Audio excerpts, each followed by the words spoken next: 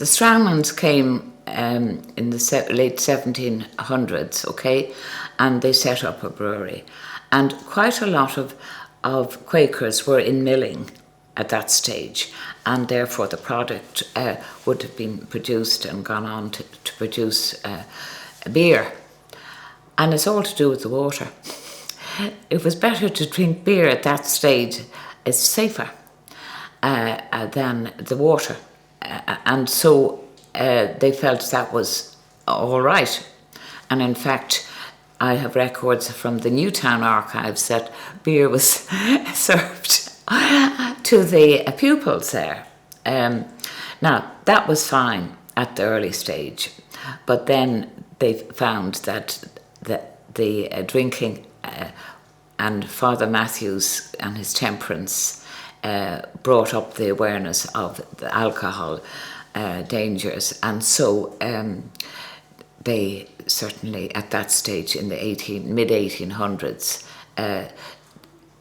they withdrew from, some of the Strangman family in fact withdrew from the business there, and a lot of the Quakers all over the British Isles at that stage would have become very anti-drinking, yes, and temperance would have been the word, yes. Well, they were fascinating. I think they came in 1770s. They came from Mount Mellick area down. Now, what you have to understand too is there was a lot of intermarriage, you see. So Strangman and maybe a daughter of a Strangman might have met a Jacob at a Quaker meeting, and these marriages were encouraged to connect big families and their businesses too. And they would have had big families, you see.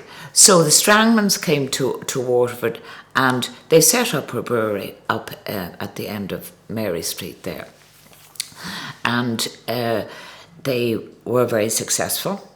In fact, I think it has been a continuous brewery since the 1770s, right up to the present day.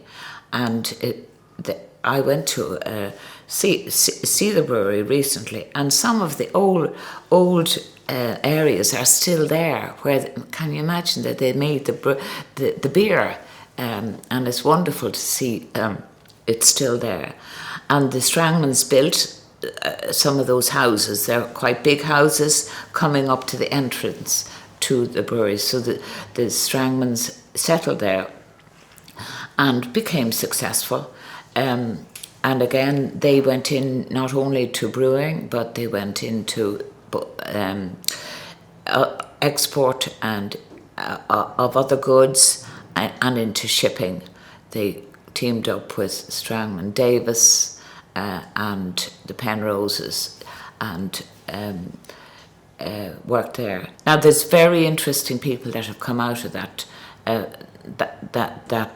family. One was a Joshua William Strangman, which I have to mention, and he was secretary of the Friends Relief Committee during the famine, and he worked ardently here in Waterford. People said, oh, there was no famine in Waterford. There was. I have records of 2 Quaker soup kitchens being established, one on the Quays and one on the Famine Institute, which is now a tax office.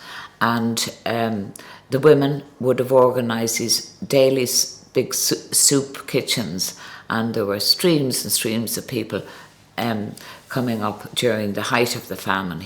So that's Joshua William, he's one of my heroes, and he also connected down in Ring, and he helped the people of Ring with a Reverend Alcock, and there's a huge story there. In fact, I've been down there a few times, and some of the people who would be historically au fait would say that only for the Waterford Quakers, Ring would not be now as it is, that they saved Ring. They gave them donations, gave them loans for boats, and they gave them food.